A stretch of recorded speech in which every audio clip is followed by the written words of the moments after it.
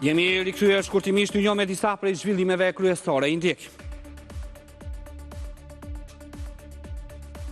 Prokuroria e specializuar e Hagës kërkoi sot dënimin me 180 vite burgim në total për 4 krerët e ish UÇK-s. Prokuroria West ka kërkuar nga 45 vite burg për secilin: Hashim Thaçin, Kadri Veseli, Recep Selimin dhe Jakub Krasniqin, të akuzuar për krime lufte dhe krime kundër njerëzimit. Në Hagë sot ka nisur faza përfundimtare e procesit me deklarimet përmbyllëse të palëve, i cili vijon deri më 18 shkurt. Ish krerët e UÇK-s ndodhen në para burgimin e Hagës prej nëntorit të vitit 2020. Pasi gjykata kushtetuese pezulloi nga detyra zëvendës kryeministren Belinda Balluku, socialistët kanë dalë me 3 konkluzione nga mbledhja e grupit.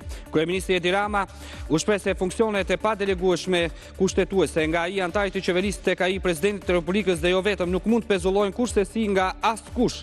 Rama paralajmëroi ndërhyrje me legjislacion dhe thotë se deri në adresimin ligjor të zgjidhjes nuk ka urgjencë për ta trajtuar kërkesën e SPAK-ut. SPAK-u mund të vlerojë hetimin.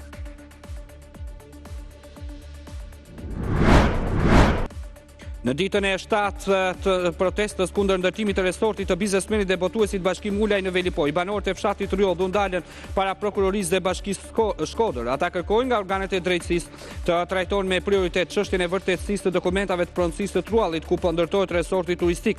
Banorët mohuan pretendimet e kompanisë Gener 2 se ka zhvilluar digjesë publike me ta.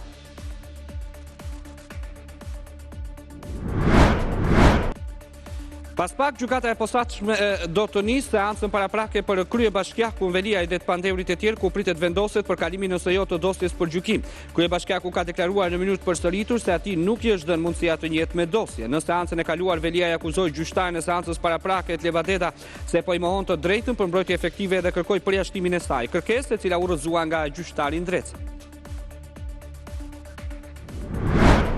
Sot në Padova të Italisë do të kryhet autopsia e Massimo Ferros, i cili vdiq më 22 dhjetor të vitit kaluar në Tiranë, ku ju nështrua një operacioni për ngushtimin e stomakut në klinikën private Trita. Në hetim është mjeku nga Milano Andrea Formiggia, i cili sidhe një dietologe po nga Italia. Familja e tij akuzon se nuk ju bën analiza dhe kontrolle para operacionit dhe kërkon drejtësi.